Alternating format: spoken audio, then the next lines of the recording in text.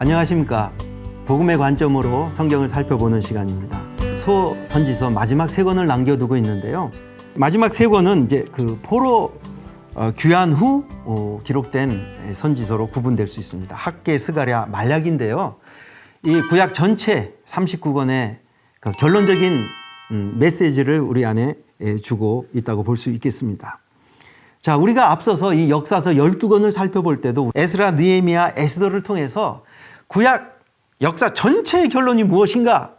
그것은 포로 귀환한 이스라엘 백성이 그 돌아온 땅에서 한 두 가지 큰 일이 있지 않습니까?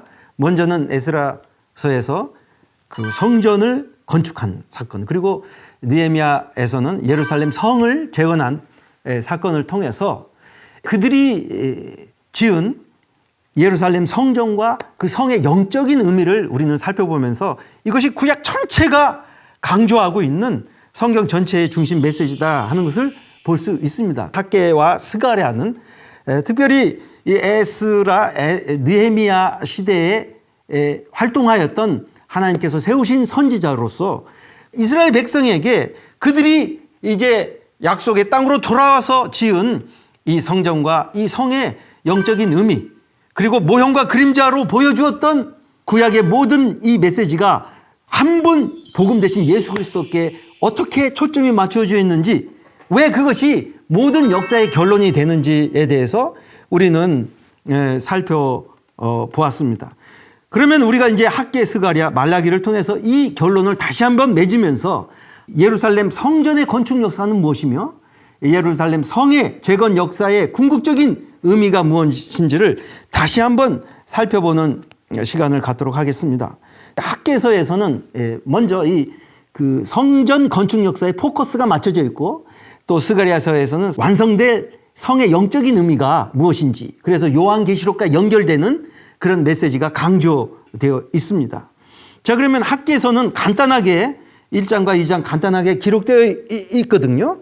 여기서 우리가 그 유명한 구절이 뭐냐면은 2장 7절에 만국의 보배가 이르리니 이 성전의 영광이 충만하리라. 그래서 이 성전의 나중 영광이 이전 영광보다 크리라 하셨던 이 말씀의 의미가 무엇이냐 하는 것입니다. 이전 영광과 나중 영광을 대조해서 학개서를 통해서 주님이 말씀하시는데, 이것은 상대 비교가 아닙니다. 이전 영광은 요만큼이었는데 나중 영광은 이거보다 좀 더 큰 영광이 아니라, 이건 차원 자체가 다른, 말하자면은 모형과 실제와의 차이만큼 차원이 다른 영광인 것을 말씀해 주고 있습니다. 왜 학개를 통해서 이 말씀을 하실 수밖에 없는가? 그 당시 상황을 살펴보면요, 70년의 포로 생활을 마치고 돌아온 이스라엘 백성이 선지자의 그 약속의 말씀을 붙잡고 이스라엘의 그 영광, 그 회복을 꿈꾸면서 믿음으로 달려온 이스라엘 백성을 중심으로 성전 건축 역사가 시작되었습니다. 그런데 시간이 지나면서 이웃나라의 방해가 시작되고 이제 그 방해로 말미암아 손을 놓게 되었습니다. 그래서 지쳐버린 것이죠. 그 바벨론 70년의 포로 생활을 통과했지만은, 그러나 여전히 그 안에 있는 죄성은 그대로 남아서 그냥 현실과 타협을 해버리고, 그리고 그 방해 공작을 명분 삼아서 하나님께서 그들의 중심에 있는 문제를 드러내시는데, 학개서를 통하여서 너희가 하나님의 전을 건축할 시기가 이르지 아니하였다, 아직 때가 아닌가 봐, 자기 집을 짓는 것에 빨랐다는 것입니다. 그들은 그 하나님의 무서운 징계를 통과했음에도 불구하고 여전히 나 하는 그 죄성은 변하지 아니하는, 그런 가운데 여전히 손을 내려놓고 있는 그들을 향하여서 하나님께서 학개 선지자를 세우셨다는 것입니다. 2장 3절에 이렇게 말합니다. 너희 남아있는 자 중에서 이 성전의 이전 영광을 본 자가 누구냐? 이제 이것이 너희에게 어떻게 보이느냐? 너희 눈에 보잘것없이 보이지 않느냐? 포로 귀환 후에 지은 그 성전을 수르바벨 성전이라고 말한다면은, 이 성전과 이 세상에 건축된 모든 건물보다 가장 비싸고 화려하게 지은 성전이 솔로몬 성전이 있잖아요. 거기에는 수만의 그 재물을 통해서 성전 봉헌식을 했는데, 이 수르바벨 성전을 지으고는 그 주님께 드릴 재물도 그냥 초라하게 짓고 초라하게 성전 봉헌식을 지으면서 우리가 에스라 3장을 보면 이렇습니다. 그 여호와 성전 기초가 놓임을 보고요. 감격에 기어서 많은 족장들이 그 사람들이 찬송하며 큰 소리로 불렀는데요. 그런데 제사장들과 레위 사람들, 나이 많은 족장들, 첫 성전을 기억하고 보았던 그 사람들은 그냥 대성통곡을 하고 그냥 울었다는 기록이 있습니다. 왜 그렇습니까? 너무나 초라한 것입니다. 자, 우리가 이렇게 와서 성전을 지었는데 너무나 초라한 그들에게 하나님께서 아니 예루살렘 잃어버린 솔로몬 성전을 그 영광을 회복하기 위해서 너희를 포로 귀환한 거 아니야. 이 솔로몬 성전이든 수룹바벨 성전이든 그동안 지어졌던 이스라엘 역사 내내 하나님께서 보여주었던 성막, 회막, 그리고 다윗의 장막, 그 솔로몬 성전의 이 모든 것들은 장차 이 성전의 진정한 주인공으로 오실 예수 그리스도를 예표하기 위해서 보여준 것이다 라는 것을 주님이 말씀해 주시기 위해서 이 성전을 지었다는 것을 말씀해 주시는 것입니다. 그러면서 말씀하십니다. 이어서 조금 있으면 내가 하늘과 땅 육지를 진동시킬 것이요 모든 나라를 진동시키시며 모든 나라의 보배 되신 예수 그리스도가 오시니 성전의 영광이 충만하리라. 그 주님으로 말미암아 충만하게 될 것이다 라는 것을 주님이 말씀하십니다. 나중 영광이 이전 영광보다 크리라 하셨던 그 영광은 성전 자체가 되어서 말씀이 육신이 되어서 하나님이 사람이 되어서 이 땅에 오신 그분이 성전이기 때문에 그 영광은 마치 모형과 그림자에서 그 실체와 실물이 오신 그 영광 차이만큼 차원이 다른 차원, 그 영광이라는 것입니다. 그런 영광 가운데서 우리가 이 말씀을 살펴보게 되면은 이 영광이 얼마나 놀라운 영광인지를 볼 수 있겠습니다. 단도직입적으로 말씀드려서 이 수룹바벨이 상징하고 있는 바, 그러니까 옛 성전이 허물어지고 새 성전의 모형으로서 수룹바벨 성전을 지었는데 이 성전이 가리키는 자는 누구인가? 그것은 예수 그리스도라는 것입니다. 자, 그래서 이 성전에 대한 그렇게 강조가 구약 전체에 걸쳐서 기록되어 있는 것을 볼 수 있습니다. 신구약 전체의 중심 메시지로 다루고 있습니다. 왜냐하면 성전이 바로 예수 그리스도를 예표하기 때문인 것입니다. 그래서 우리가 앞서 모세오경을 살펴봐도 그 모세오경의 중심에 있는 것이 그 성막이지 않습니까? 그리고 역사서 내내 이스라엘의 역사는 성전을 중심으로 이어져 왔다는 것입니다. 시가서의 중심 내용도 성전입니다. 그래서 선지서에서도 빼놓지 않고 중심 핵심 메시지가 하나님께서 이 허물어진 성전을 다시 세울 것이다 라는 것입니다. 그래서 이 성전의 모든 내용이 초점이 맞춰져 있는 그 한 분이 예수 그리스도인 것이죠.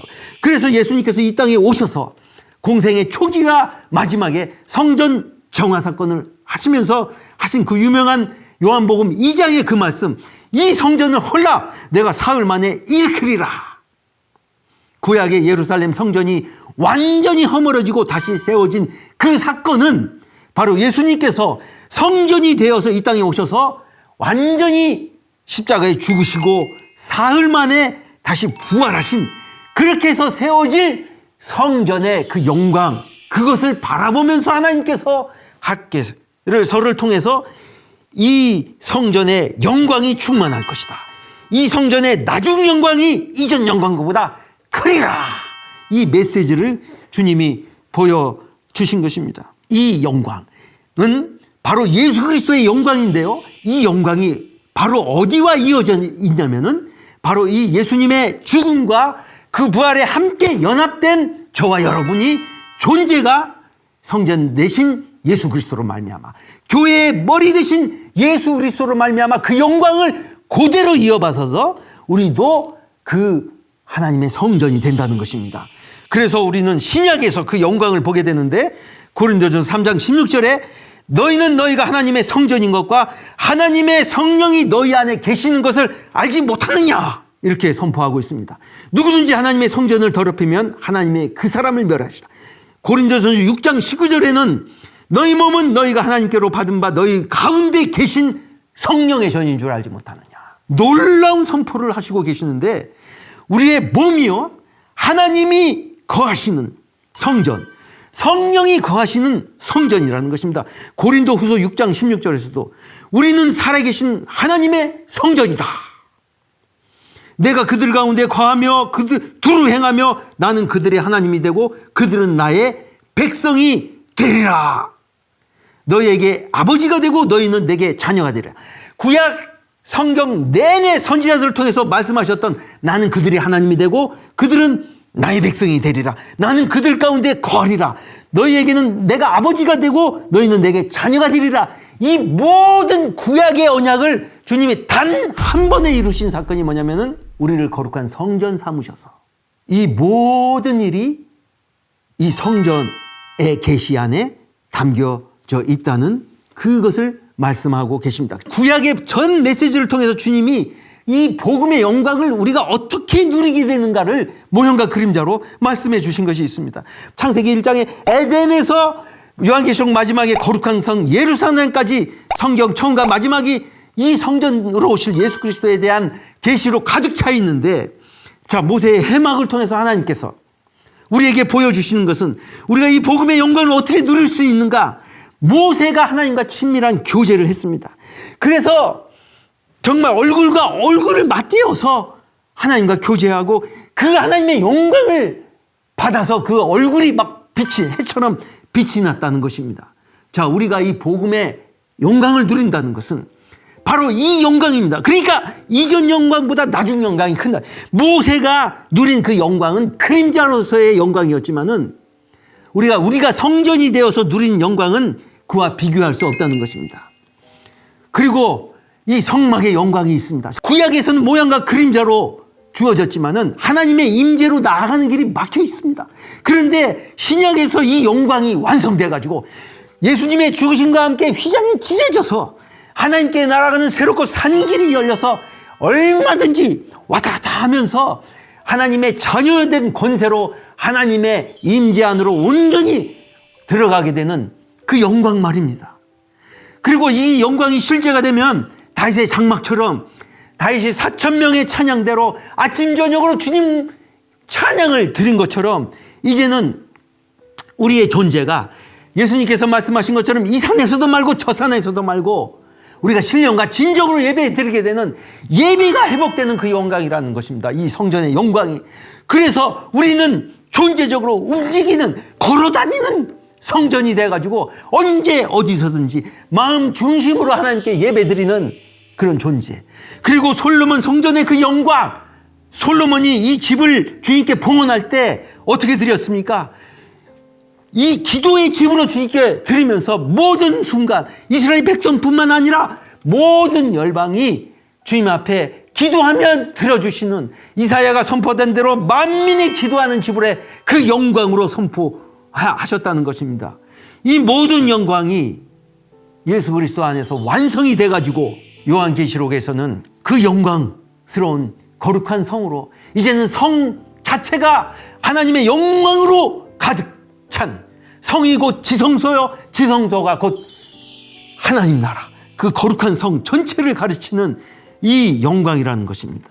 그러니 학개서를 통해서 주신 이 말씀, 이 성전의 나중 영광이 이전 영광보다 크리라 했던 그 영광은 이 모든 영광을 예수 그리스도 안에서 우리가 누리는 그 복음의 영광을 바라보면서 이렇게 보잘것없이 너에게 보이지만은 이 하나님께서 수르바벨을 통하여서 성전 건축을 재건한 것은 다시 무너질 그런 육체적인 물질적인 건물로서의 영광이 아닌 복음의 영광이다, 이렇게 선포하시고 계시는 것입니다. 아멘. 그래서 이 영광을 바라보면서 마지막에 내가 하늘과 땅을 진동시킬 것이다 하면서 그 영광을 소망하면서 바라보도록 우리에게 말씀하시는 내용인 것입니다. 할렐루야.